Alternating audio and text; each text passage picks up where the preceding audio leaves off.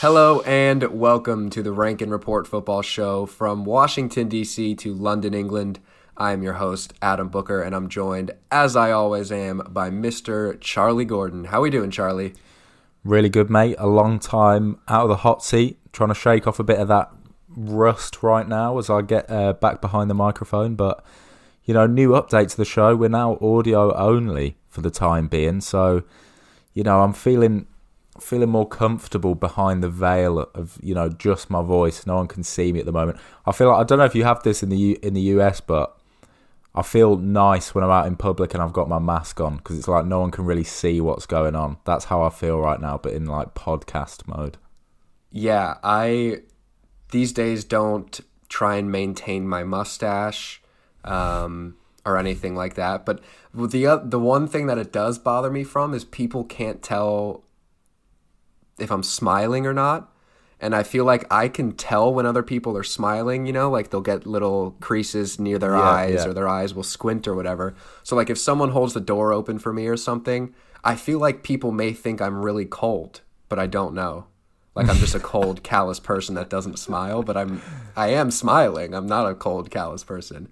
Yeah, it's the troubles. We've got much to learn in this new audio only world. But one of the things I was told in my studies is that when you're on screen, you've got to kind of hype it up. You've got to provide a spectacle. You've got to have a lot of energy. But when people are just listening, apparently they quite like it just calmed down. So I'm going to tune into like my Jazz FM voice and kind of make it European football at the same time. So that's just, something interesting to bear in mind. I'm looking forward to hearing it. Well, look, I'm excited to get back into some European power rankings because like you said, it's been a long time with the international break. Bit of a funky international break. It was the first time, I feel like we mentioned this going into the break, that we're actually maybe excited for the couple of weeks off from domestic football just because typically the international breaks just drag on and you're like, God, I just want club football to come back. But it was just like I can give myself a moment to breathe. Yeah, I was enjoying it, to be honest. I was enjoying it. It's got to that time in England now where every single football conversation is about who's going to the Euros, who's starting in the midfield at the Euros, all of that stuff. So, there'd been a long break between the internationals, so I did quite enjoy getting to see who was getting in that England side and stuff like that. But, we're back in business now, ready to get back into it after a little hiatus that we've had. Yeah, absolutely. Before we get into it, I just want to encourage everybody to hit the subscribe button on Apple Podcasts. If you're listening on Spotify, hit the follow button. And if you're watching on YouTube, obviously you will have seen by now that you no longer see our faces, but we are still here. We are still real people. Nothing has changed, just no more of the typical visual graphics. But if you're a typical listener on Spotify or Apple, then everything will be the same for you. But do us a favor, leave a comment, leave a review, drop a like, give us a rating, 5-star rating or 1-star rating, however you feel. You can be honest. But just get involved, get in contact with us on Twitter at @rank_report. We want to start hearing from you guys a little bit more. Maybe we can start doing some listener questions, something like that, but just a way to get the community involved. But yeah, I think with that being said, Charlie, why don't we get into our brand new European power rankings? Absolutely, mate. Take it away.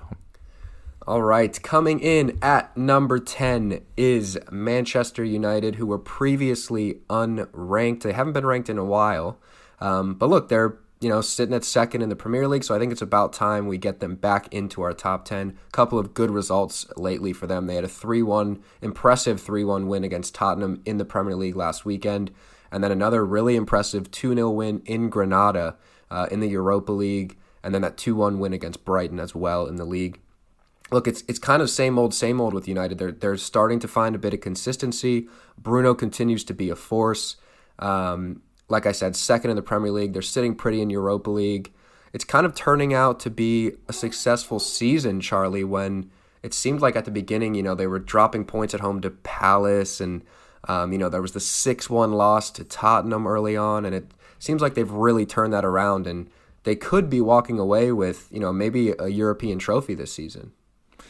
Yeah, I think the ship has definitely been steadied in Salford, to be honest. I think earlier on in the season, some of their key performers weren't performing and they were relying on just one or two people, i.e. Bruno Fernandes primarily, to really just carry them through those games. But I think in recent weeks, the two guys that have really turned up and it's made a big difference to United are Paul Pogba, who you can often find out on the left wing nowadays, but we all know about his quality. It's just when he's in the mood, he's Ballon d'Or material in my book. That might be controversial to some, but I just think he's absolutely sensational when he's really in the mood.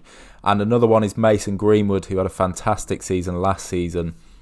Less so this season, but he's coming on strong. He's playing very well by all accounts in the last few weeks. So yeah, I think the ship has been steadied for United. Bruno's still pumping out the goals with 24 in all competitions. Rashford's got 20. Cavani's really chipping in these days too. And really, they're just in a solid position, Adam. They're second in the Premier League, 11 points behind City, but they're basically signed, sealed, delivered in the Champions League spot. So I guess it's time, Adam, to just kind of look forward to next season now for United.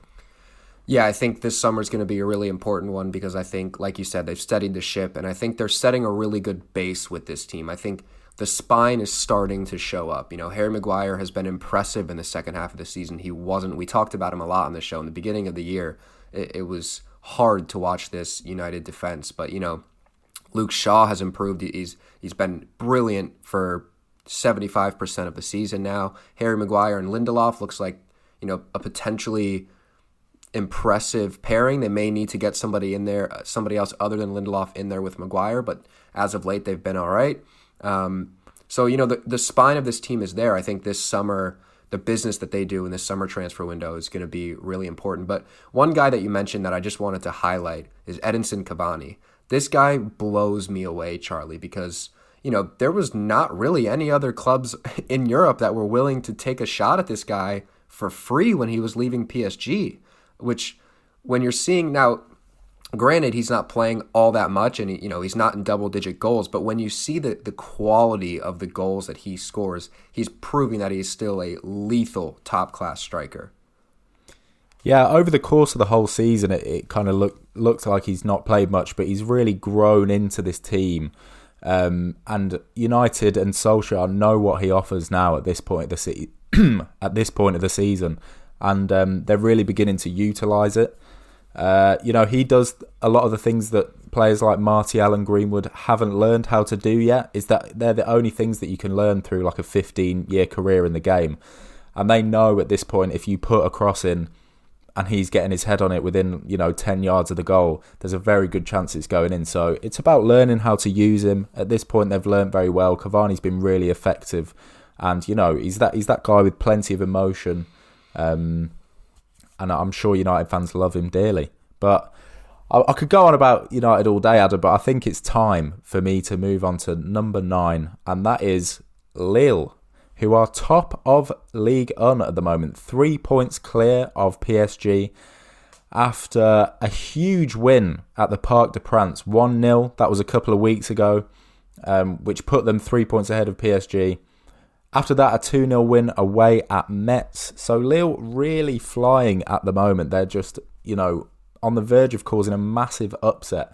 But there is still plenty of work to do to see the French league title over the line. And we mentioned it a few weeks ago, but I think this league title is really important for Lille, Adam, because the whole commotion that's going on with France with their collapsed TV deal. I actually wrote an article on this recently. So it was kind of interesting to delve into that a lot more. But Lille are one of the clubs that are racking up the biggest debts in the league. So to kind of get the adulation and perhaps the financial benefit of winning League 1 this season really could be huge for Lille. Yeah, absolutely. And even if they are caught by PSG, which, by the way, is no massive failure to be caught by PSG, at least they'll get some Champions League money as well. But look, they're an impressive team, and it's been fun to watch this season shape out the way it has in France. I was taking a look at their run-in to the end of the season, and I have to say, for Lille, it's a bit tougher than PSG. I think I marked down earlier today that PSG, the only game that I have any possible worry about them dropping points is Rennes. And even still, anyone would have them as big favorites to win that game. But Lille have still got to play Lyon and Nice, two clubs that on their day can be very dangerous. So it'll be a really interesting run-in. But look, they've still got guys like Burak Yilmaz, Jonathan David. They continue to be a dynamic duo up top, 10 goals for each of them in the league. But look, if they can beat PSG to this title and stop them from winning their 8th in a row, it's going to be really impressive. Definitely, and I think if you delve even deeper into that Lille squad, it's full of players who basically football hipsters know about, like Boubakary Soumaré in midfield, Sven Botman, Magnan in goal. These are the kind of players who are really impressing, but obviously the average fan doesn't really follow Lille that much, so they're full of players who are performing to the best of their abilities or kind of diamonds in the rough that they've just found, and they're bringing them to the fore. So I guess that's a sign of good coaching from Christophe Gaultier. He's spotting the talent, and he's improving the individuals as well, because these guys are really catching eyes all over the gaff. So yeah, just really props to the coach, regardless of what happens for the rest of the season. But France is definitely one of the leagues where people should be keeping a very close eye on it, because it's sure to be a very spicy run-in indeed in the next few weeks. Yeah, I think I was going to say the exact same thing. And what's special about this title run-in is that you've basically got the clear favorite chasing a team that maybe we never even considered 6-7 months ago, or I guess 5-6 months ago before the season started. So when you look around Europe, Manchester City in first in England, predictable. Inter Milan with the star-studded team that they have, first in Serie A, predictable. The regular top three, first, second, and third in Spain, Barcelona, Atleti, and Real Madrid, predictable. But you look at France, and even if PSG are on top, you'd think maybe Marseille or Lyon is chasing them. But to have one of the quote-unquote smaller teams to be up there and fending them off, it's a gutsy long-term performance, and I'm really excited to see how it plays out. All right, moving on to number 8 is Barcelona, who were previously ranked number 4, so they've dropped a few spots, and that would be down to their 2-1 loss to Real Madrid in El Clasico, and that is Real Madrid doing the double over Barca this year. But they also had a 1-0 win against Real Valladolid. A late Ousmane Dembele goal sees them over the line. Look, we've talked a lot about Barcelona, and I think we're starting to be a bit impressed by Ronald Koeman. He seems to have found a formula with a back 5 or back 3, whatever you want to say, and Serginho Dest out on the right and Jordi Alba out on the left at wing backs. Is we always talked about this team being narrow and everything was so muddy in the middle, and you've got Griezmann and Dembele and Messi just kind of fighting for space in the middle of the park, and now you've got these wing backs. It's stretching the field and it's giving space to these attacking players, and you can see why they're putting up 6 on good teams like Sociedad and stuff like that. And while I've been very impressed, there's one big difference between them and maybe somebody who we will have further up in our rankings, and that's Real Madrid. And I just want to compare the two, and I'll get to Real Madrid's side of this comparison later on in the show, but I think Barcelona has a bit of a big game issue. Now, this could be down to the fact that they're a very young team, but when I look at this season, Charlie, they've got losses to Atletico Madrid. They were beaten twice by Real Madrid. They lost at home to Juventus in the Champions League, a game where literally all they had to do was not lose by 3 goals, and they would have finished first in that group, and they lost 3-0 at home. So I think there is a bit of a big game issue here. Yeah, you could definitely make that argument. I mean, the evidence speaks for itself. That is an observation with this Barcelona team, and overall, I've not got a massive amount of new things to say about this Barcelona team, because they've just not played a massive amount of football, because they're not in Europe anymore. They got battered by PSG, and that basically put an end to their European season.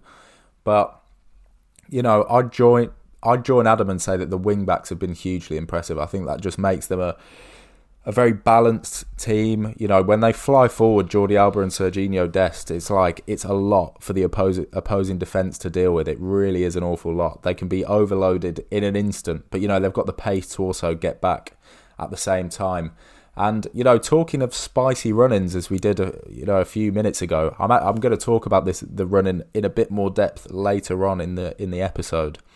But, Barca are in a 3-horse race, and oh my word, place your bets, ladies and gents, because I do not have a clue which way this one's going to go. So yeah, keep your eye on Barcelona. Little blip in El Clasico, 2-1 loss to Madrid. But with the way that this La Liga season is going, it's hard to predict what teams are gonna do. So keep your eye on Barcelona in the next few weeks. Moving on to number 7 now, we have got Thomas Tuchel's Chelsea, who are on a very, very hot top 4 battle in the English Premier League at the moment. They sit in 5th, just 1 point behind 4th spot, which I believe is currently occupied by the mighty West Ham. Amazing that we've not seen them this season, but we just need them to put together a nice solid run of form. But back to Chelsea, the formidable Thomas Tuchel era was really hit with an asteroid a couple of weeks ago when they lost 5-2 at Stamford Bridge to Sam Allardyce's West Bromwich Albion. Who saw that coming? Really, that is just an incredible result. I think it was mostly just one of those freak incidents. Chelsea were down to 10 men very early on when Thiago Silva got sent off. And, with the chances that they had in the game, it probably shouldn't have finished 5-2, but still makes for a very entertaining scoreline indeed. But, very quickly they bounced back to it. A 4-1 win away at Crystal Palace. Business as usual for Tuchel's men. And to rubber stamp it all, they also progressed to the Champions League semi-finals. 2-1 win against Porto on aggregate, who they were expected to beat, but still sets up a huge couple of days out for Chelsea against Real Madrid in the Champions League semis. So it's exciting times for Chelsea, Adam. It's kind of been a rollercoaster couple of weeks. Massive low, huge up straight afterwards. So, yeah, kind of interesting times at Stamford Bridge.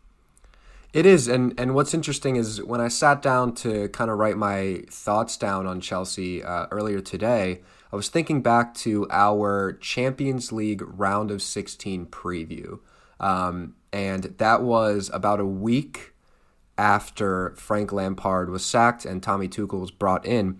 And I remember you and I looking ahead at Chelsea's season, and obviously they drew Atletico Madrid in that first round, and I remember asking you a question that was basically like, what needs to happen in order for Chelsea to A, progress in this round of the Champions League, and B, make any sort of run back into the top 4 in the Premier League? And I remember you and I both basically saying, well, Thomas Tuchel needs to be a magician, because on the surface right now, that's not going to happen. And look, I guess Tommy Tuchel has waved a magic wand, because look at them now in a Champions League semifinal and, neck and neck for a Champions League spot in the league. But look, this is such a funny team to me, because they have to be very efficient, because right now they have no standout goal scorer. Not a single player has double-digit goals on this team at the moment in the league. Mason Mount has the most goals, and I believe it's at 7. And look, Mason Mount has been stupendous. But one thing that you and I have mentioned before is this team, when they get an out-and-out goal scorer, and I don't mean sign one, I mean Timo Werner coming back into his RB Leipzig form, or Kai Havertz finding the form that he had at Leverkusen, they are going to be a scary bunch, because we've seen in these games against Porto and games against Atletico Madrid, and for 98% of their games in the league, they are a tough team to beat, but they also find it tough to get the necessary goals. So when they somehow, some way, get that goal-scoring form, and look, we're still talking hypothetical, but this team can be excellent. Yeah, definitely. They're already very good indeed. And weirdly enough, perhaps that guy could be Kai Havertz. He's been playing as that front man in the last couple of games, which is kind of weird to see, because on the face of it, the last thing Chelsea need is another guy who can play striker. Like, they've got Tammy Abraham, Olivier Giroud and Timo Werner, who they're all trying to juggle. 3 very, very high-class players who could get into most sides in the world. And they're trying to juggle these guys as to who gets the starting spot. All of a sudden, a 4th man, Kai Havertz, comes in. And he's actually looked sharper than I've ever seen him in a Chelsea shirt. He's looked really good. He scored against Crystal Palace. I think he set at least 1 goal up as well. He had a really good game there. So, yeah, I guess that is looking like how Chelsea are going to get the best out of Havertz. at the minute. But it does present another problem for Tuchel to deal with. But, there's worse problems to deal with than having a, £90 million rated young European star and trying to figure out where to put him. But yeah, I'm with you. Once they find that recipe, it's going to be worrying times for a lot of their competition. Absolutely. All right, Chelsea in at number 7. We move on to number 6, and that is Eintracht Frankfurt, a team that I don't think anybody would have predicted would be in our top 10 so often this season. But they're back in at number 6. Couple of huge results lately. 4-3 win against Wolfsburg and a 2-1 win against Dortmund in the league, and sprinkle in a 5-2 thrashing of Union Berlin. And, they've skyrocketed up in our rankings. But look, they're red hot at the moment, winning huge games. Dortmund and Wolfsburg are their direct competitors for top 4, and they, push both of them aside. They're 7 points clear in 4th right now, so barring a miracle, it looks like they'll be playing Champions League football next year. Andre Silva, a guy that we've been raving about, he's still on 23 goals, only behind Robert Lewandowski in the league, which is very impressive considering a certain Norwegian that also plays in that same league. So yeah, I mean, Charlie, I don't have that much to say. That they've just been so impressive and what feels like playing above their means. Yeah, well, I'm glad you've not got much because I've got tons. To say. I've been digging out stats, been digging out all sorts when it comes to Frankfurt because, we've got to uncover how are Frankfurt 6th best team in Europe at the moment. That 2-1 win. Oh, go on. I do have an interesting discussion to have at the end of this Frankfurt chat, wonderful. But I don't have on their moment, the current moment. Okay, I'll rattle through some stats then just to kick this off a little bit. First of all, I just wanted to mention that 2-1 win away at Dortmund. Very impressive. As Man City have just proved, it's not easy to go there and get a result, or just to play Dortmund and get a result full stop. And yeah, some stats. Andre Silva, put your hands up if you love XG. I can't see you, I can't see anyone, but I'm bringing it out anyway because no one's objecting to me right now. Andre Silva, 6th in Europe for expected goals per 90. Imagine the kind of names he's up there with. Your Robert Lewandowskis, your Haalands, your Lukakus, your Neymars. He's actually up there in that kind of company right now. And all this, just to lead it directly onto another stat.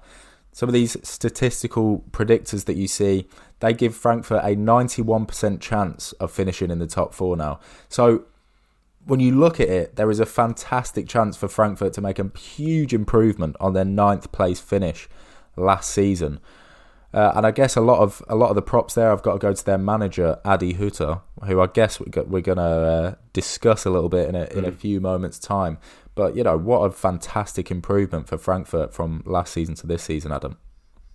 Yeah, absolutely. And one thing that's so impressive is this isn't a team that, kind of stunk their way to the top by being, a particularly solid or boring team. This is a team that is so entertaining to watch. Putting up 4 against Wolfsburg, a team that had gone something like 6 games in a row without conceding at one point. Putting 5 up against Union Berlin, who just drew with Bayern Munich. They are so fun to watch, and I would argue in the maybe top 5 most lethal counterattacks when they really get a full head of steam, and Filip Kostic, Andre Silva, who else am I missing? Jovic. When they get running at you at full steam, there's not many more lethal counterattacks in European football. But Charlie, if you don't mind, I had a burning question for you. Yeah, not at all. So the news broke this week that the manager that you mentioned before, Adi Hutter, he's going to leave Frankfurt at the end of the season, and he's going to take Marco Rosa's spot at Borussia Mönchengladbach. All I see when I see this story is complete downgrade. Am I wrong in thinking that? There's 2 ways of looking at it. There's 2 very distinct ways of looking at it. When you look at Gladbach, they are a bigger club than Frankfurt. They've got a lot more history. I'm not sure how fan bases go, but I would imagine they've got a bigger fan base. So it's kind of like going from a well-performing smaller club. Not that Frankfurt are a small club, but smaller club. Because back in their day, back in their day, Gladbach were huge. They were in European finals. They might have even won a couple of European Cups. They were a really serious team. So on one hand, you've got an upgrade in terms of the size of the club. But, Gladbach are performing much worse this season than Frankfurt are. So you've got that on one hand. But on the other hand, I am surprised that Hutter doesn't want to take on Europe with Frankfurt. It's amazing that to me. He's put in the hard work this season. It looks like, in all probability, he's going to lead them to a Champions League qualification. And to do all that work, to get to know your squad, to set up the side perfectly, in his own image, and then not kind of put that to the test in the Champions League, which I'm sure is really the cream of the crop for any manager who wants to put themselves to the test, is kind of interesting for me. But I definitely see two sides to it, Adam. I don't know. What do you think about this? Yeah, I think if I am Hutter, the only way I'm leaving Frankfurt for, like you said, they are globally, they are a bigger club, Borussia Mönchengladbach. But, it looks like the Gladbach squad is going to get dissected. Florian Neuhaus is probably on his way to Bayern. Dennis Zakaria is wanted by a ton of clubs in Europe. So, perhaps Gladbach sold this to him in a way that's like, look, we've got bigger budget, a bigger stature, and we want to rebuild in your image, and we want you to replicate what you've done at Frankfurt for us. Fine, fair enough. But I totally agree with you that you've done all this hard work to get this very impressive Frankfurt team into the Champions League, it appears. And I would have loved to at least seen them go one season in Europe still together. But look, I just thought, maybe at least go one season. But for me, on the surface, it's a downgrade. But yeah, I think we move on to the next club. But just an interesting thing I wanted to chat about. Yeah, definitely. And it will come to light in maybe a couple of years' time whether it's been a good decision for him or not. So yeah. We will see. Number 5 now, we go on to Bayern Munich, and 5th place is like the Mariana Trench for Bayern Munich this season. I don't remember the last time they were anywhere near this low in our rankings. They've spent most weeks at number 1 alongside City, who've been up there a lot too. But Bayern Munich, Lewandowski's been injured for a couple of weeks now. He's got a couple more weeks on the sideline, and with the amount of goals that he scores, that's going to be a devastating loss for any side. And it's quite interesting this week, Adam, because I can't spend my whole segment on Bayern Munich just saying more about how good Lewandowski is, how many goals he's getting and all that. I've got to think of something new and interesting to say, which is interesting. But last couple of games, 1-0 win away at Leipzig, 1-1 draw at home to Union Berlin. But they did, the real elephant in the room here for Bayern is the aggregate loss, the away goals loss to PSG in the Champions League. They'll be kicking themselves. They could have gone all the way, Bayern. As a City fan who had to play the winner in the next round, I was cheering from the rooftops when PSG managed to win that game. Maybe I'll be a fool in the long run. We'll see. But yeah, they had Eric Maxim Choupo-Moting up top for both of those legs. Somehow he managed to score home and away. Quite incredible, really, for the guy who got relegated with Stoke 3 years ago. I know that one gets brought up an awful lot. If you can score at the Bet365 Stadium on a windy Tuesday night, then why can't you score in a Champions League quarterfinal? Yeah, I bet that's what Mame Biram Diouf said when he was trying to get a move to Barcelona.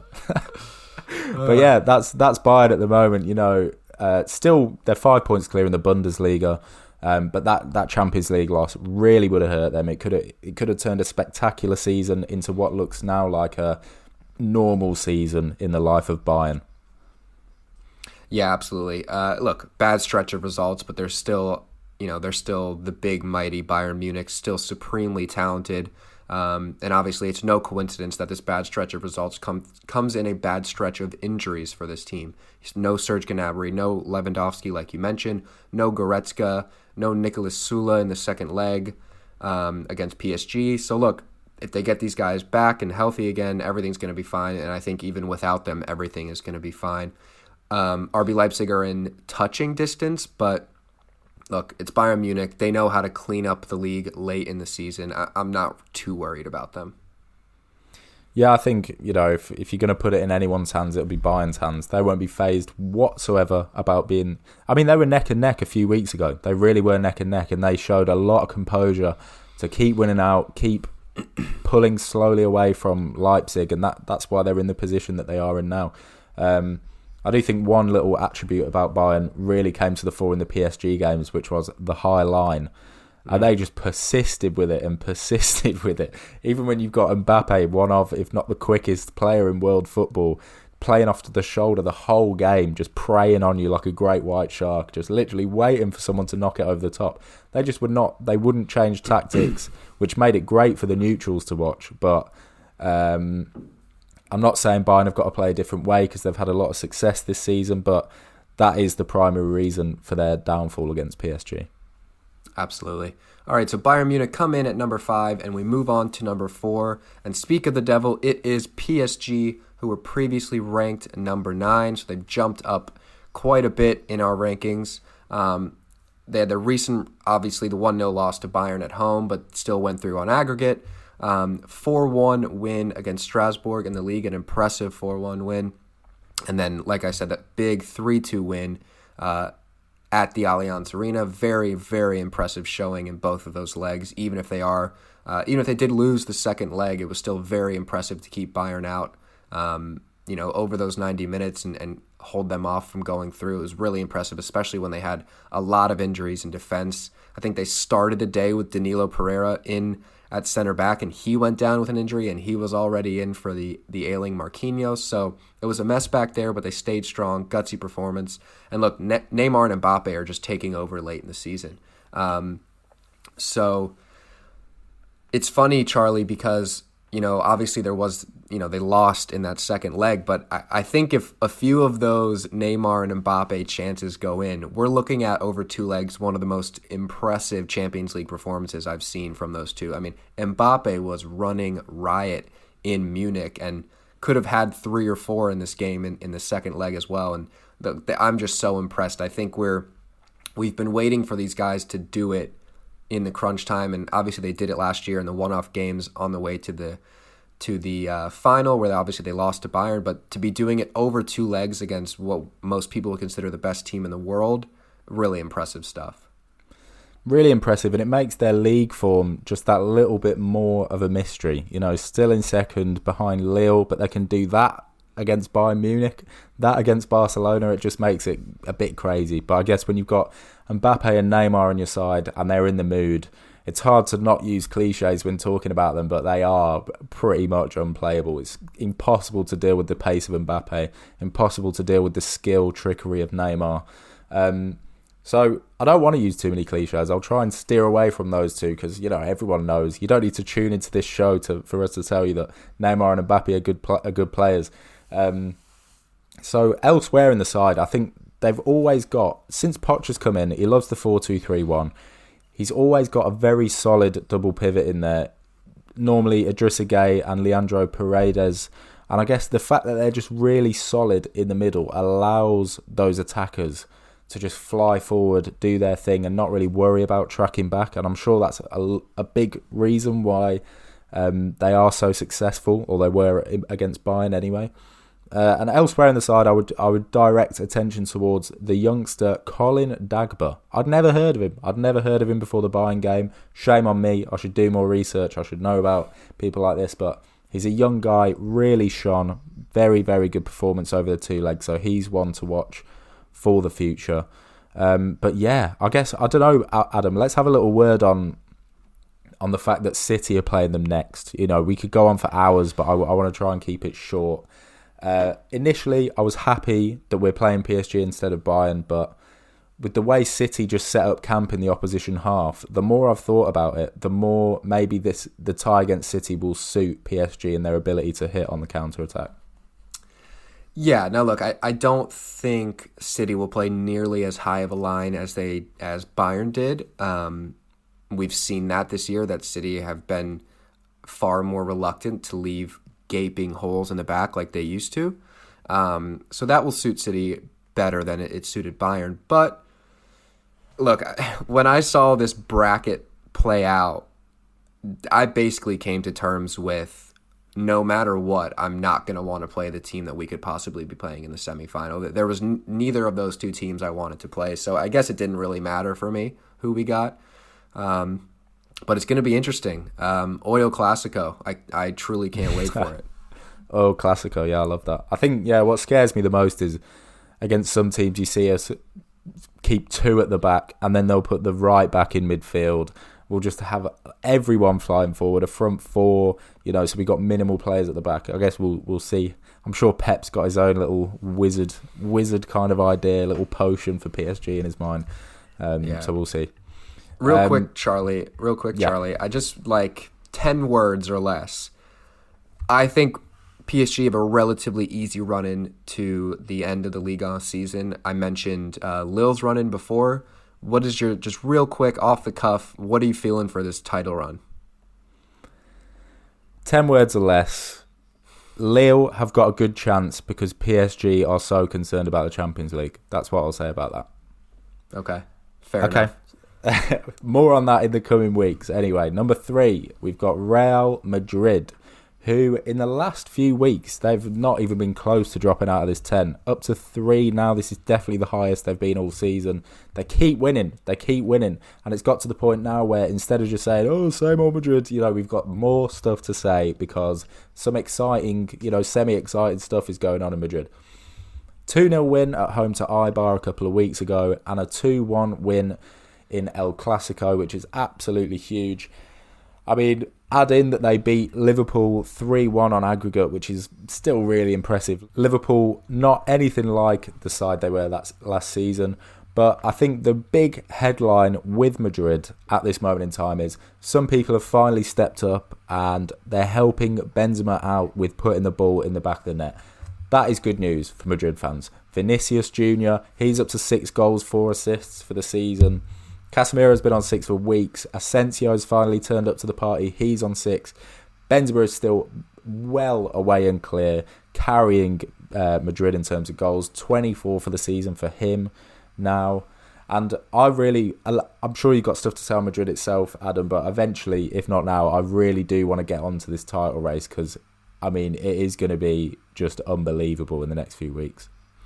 Yeah, I can tie in what I was saying to a title race discussion, but one player that you mentioned that I wanted to kind of reiterate is Vinicius Jr. I think this is a player that you and I have mentioned before that while he's impressive at times, we need a bit more from him. We need some more numbers to back up impressive performances because he can be a bit clumsy in the final third sometimes, but he's electric in getting to the final third, and I think that game against Real Madrid where he just ran riot over Alexander-Arnold and Nat Phillips in there, which, look, may not be the most difficult thing in the world to do. I think I put out a tweet on that day that I could have a run at Alexander-Arnold, and I've got chronic back problems and 2 broken elbows. So, but with that being said, I'm just glad to see Vinicius Jr. getting a few goals and looking like the player that Real Madrid thought they were signing, and I think he's going to be an electric star player down the road, and if he can start tying in some more goals and some more numbers, and I think he needs a bit of help around him. You can't always be Karim Benzema. When we get maybe another couple transfer windows in here, I think he's going to be a crucial part of this Madrid team going forward, Charlie. Yeah, he's an electric talent. We definitely know that. He's still young. He's got plenty of time to grow. He's been on the radar since he was 16 years old. That's when Madrid actually agreed to buy him. So he's done really well to get to this point, actually, and he's got plenty of room to grow, and I'm sure he will do. And just before we get onto some of the more specifics about the title race, I want to draw attention to Real's midfield 3. And that is because I think we've slandered them a little bit in the last few weeks, saying that they're stale. It's true. Kroos is towards the end of his career, so is Modric, Casemiro. Actually, he's younger than people think, but what I'm saying is there's no youngsters really in that midfield 3. But when you look at them as a trio, and they are a trio because they start almost every game as a trio, their attributes really complement each other. I saw some kind of little graph type thing on Twitter which just illustrated that each attribute that a midfielder needs, what one lacks, the other makes up. Like Casemiro is the perfect destroyer. Cruz has got a fantastic passing range, especially long passes. Modric is very comfortable up the top end of the pitch, in and around the box, making crafty little incisive passes as well. So yeah, when you take them as a trio, Adam, they really are quite formidable, and that is why they have been thrust back into this title race, and you could even consider them favourites at this point. Yeah, and I'm going to stick my neck out right now, and I'm going to say that I do consider them favorites, and this is why. I mentioned the kind of big game issues that Barca has earlier in the show, and I said I would compare them to Real Madrid. And look, Barcelona fans aren't going to want to hear this, Atleti fans aren't going to want to hear this, but Real Madrid is a big game team. This season they did the double over Barca, beat Atleti in the first Madrid derby, they've beaten Sevilla, they beat Inter twice, who are steamrolling Serie A right now, and then they've beat Liverpool, who, you know, we've all been told is the greatest English team of history. So this is a big game team, Charlie, and when it comes down to it, yes, they've got plenty of losses this season against teams they should not lose to, but when it comes down to it and you've got, you know, a 7-game run-in and every game is a cup final, I'm putting my money on Real Madrid every single time. Yeah, because every game from here on out is going to be a huge game. And just to get some more stats involved, there's a statistical predictor out there that looks at the chance that each team has got to win the league. And the title race in La Liga right now, I can't imagine there has been one in any of Europe's top 5 leagues for a long time. Because at this moment, Adam, with, I don't know, 7 or 8 games left, something like that, each team, Atletico, Barca and Real Madrid, let me just play it like this. Atletico have got a 31% chance of winning the league, Barca 33%, Madrid 35%. How are you meant to guess? You know, how are you meant to determine? It's literally anyone's game right now. Atletico are still top of the league. We've not talked about them for weeks because their form has dropped off massively. But that's because last time we were talking about them, we were talking about them as if the league was already sewn up. Because to be honest, it might as well have been. They were past the halfway point in the season, something like 13 points clear at some point, but they've just completely collapsed. Still 1 point clear of Madrid in second, but the momentum is completely disappeared from Atletico's game. Compare that to Real Madrid, who are just 1 point behind, but they have got all the momentum, all the confidence, the experience, and they're just a big game team, like you said, Adam. So that's why I think we're both in agreement that it's kind of Madrid have got a very good chance to sneak up and take it, and it will just hurt Atletico so badly. One of the worst bottle job incidents I will have ever seen in football. One thing I think maybe we got a little caught up in earlier in the season was the games in hand. And we saw Madrid just winning, and they had like 3 games in hand on the rest of the league at one point. And we were just like, well, obviously they're going to win them. So I think we always tallied up their lead at the top with these games in hand. And I think they dropped points in every single one of those games in hand, which is how they got to this point. So I think we got a little caught up in that. But look, I was talking about run-ins to the end of the season earlier for the French title race. But when I look at Real Madrid, look, they've got Betis coming up next weekend, and they've got Sevilla, tough game, and they've got Athletic Club, that's a tough game. But they do not have to play either of their 2 title rivals. Barca and Atleti still have to play each other. I think Real Madrid are looking at this like, we're just going to win out, because that's what we do towards the end of the season. We're just going to win out. You two are going to take each other out, and we're just going to do our thing, and we're going to coast to a title. And that's kind of how I'm feeling about it. So Real Madrid are in at number 3. Coming in at number 2 is Inter Milan, who were previously ranked number 1, I believe, Charlie, but they've dropped back 1 spot. No, they weren't. They were ranked number 2. What am I saying? They were ranked number 2. They stay where they are in number 2. A previous 1-0 win over Cagliari and a 2-1 win over Sassuolo. We've said everything there is to say about Inter at this point, Charlie. They have been so impressive. 11 points clear with 7 games left. Looks done to me. Barring any sort of miracle comeback by any of the chasing pack. And I think at this point, the club really has to be focused on getting a little bit deeper in the summer transfer window and going into next season and having a better shot at Europe. Definitely, Europe is now the only stone that is still unturned for Inter Milan. It's clearly the only reason why they're not top of this list, because they have not stopped winning. They've won 11 games in a row, which is quite incredible, and is definitely formed to top a list like this, considering the team that are top have lost some games. But you know, you can only judge their performances so far when they got knocked out of the Champions League in the group stage. You know, it's hard to say this is the best team in Europe when we've just spent the week watching supposedly the best teams in Europe. But they're well on course now to win their first title since 2010. 11 points clear. There's no choke in this one. This is just, you know, a formality. We're waiting for it to be mathematically impossible for anyone to catch them. But yeah, like, I'm with you, mate. Not much to say. Lukaku's still banging goals, 25 for the season. Martinez is on 16.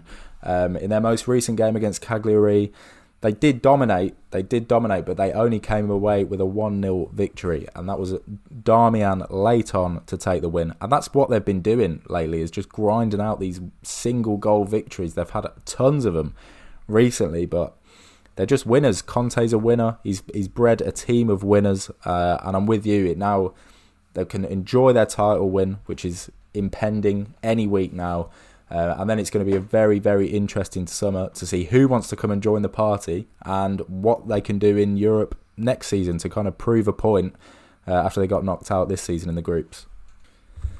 And top of our list this week is Manchester City, who, you know, a bit of a roller coaster, but they're still flying in the Premier League. 11 points clear. Yeah, 11 points clear at the moment. United do have a game in hand on them, but for the moment it's 11 points. And a big win against Borussia Dortmund.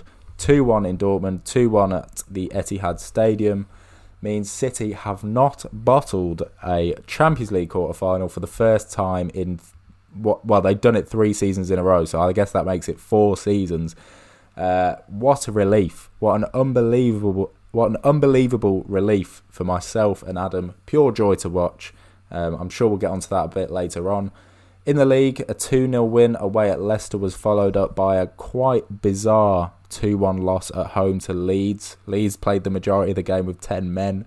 It's really kind of inexplicable the way that happened, but I guess we can just blame it on thinking about the Champions League, trying not to bottle it, that kind of thing. But I'm wondering what you got to say about Phil Foden, Adam, because, you know, there's few things in life that I enjoy speaking about more than Phil Foden.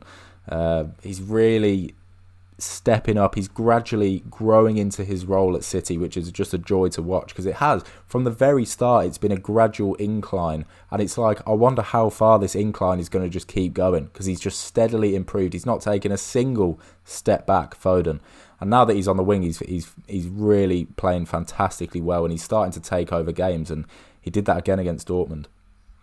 Yeah, absolutely. I mean, it's such an interesting discussion, because for years, really years. It's what he made his first team debut in the 2017-18 season. So basically, since he made his debut in the first team, most of the English media, while not the smartest bunch, but most of the English media was just like calling for a loan to the Championship, just begging City to loan him out to the Championship, because they felt he wasn't getting enough playing time and Pep was underusing him and you know, slowing down his development. But look, by the looks of it, Pep has just played his cards perfectly with Phil Foden.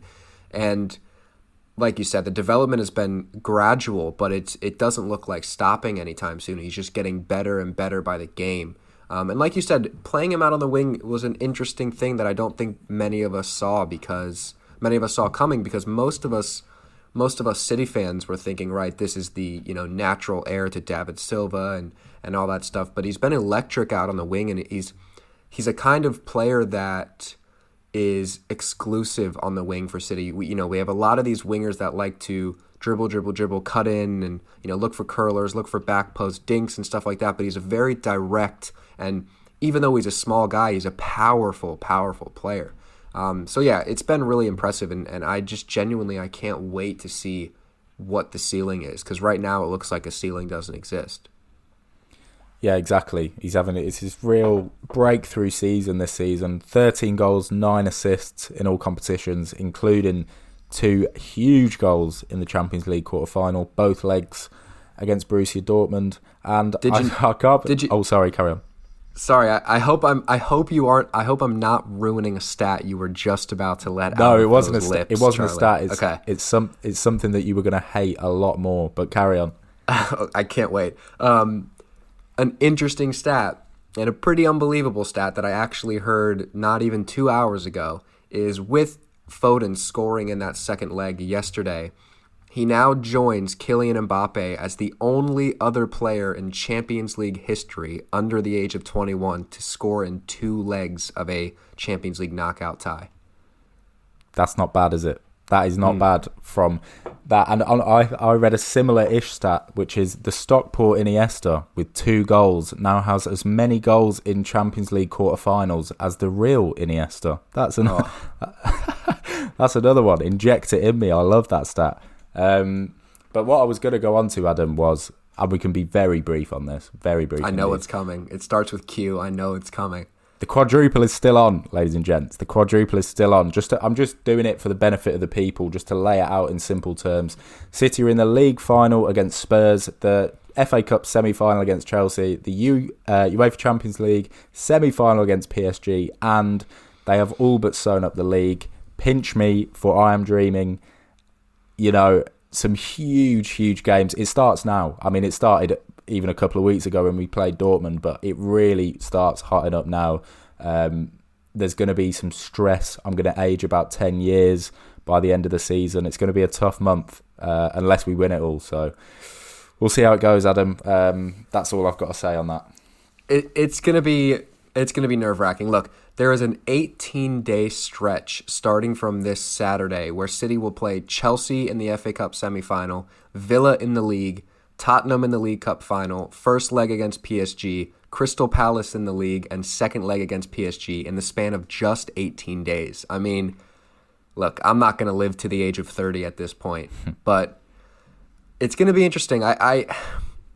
You have to say they can't do it because no one's ever done it. No one has shown it's even remotely possible.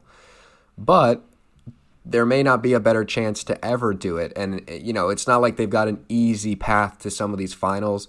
You know, we've never gotten past the semifinal stage of the Champions League, and we're going up against arguably the other favorite in the tournament still remaining.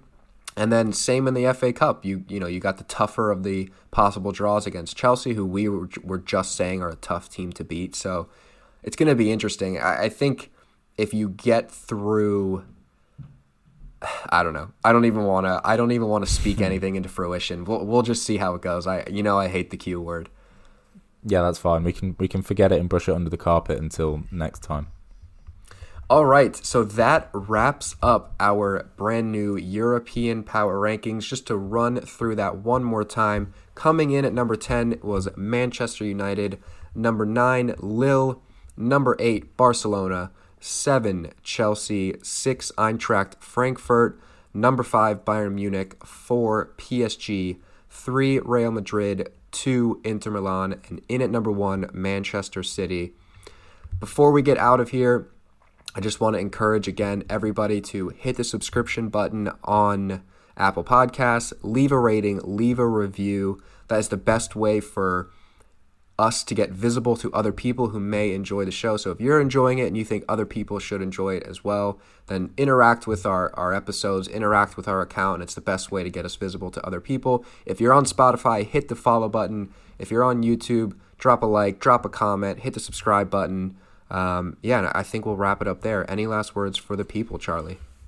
I hope you all enjoyed our voices as much as you enjoyed our faces and voices before, because, we'll try our best. Hope you enjoyed it. Leave us a comment, interact, find us on Twitter, as Adam said before, and show us some love. Show us some love. We do this out of love. This is a labour of love, guys, so, come and love us a bit, and I will speak to you all next time.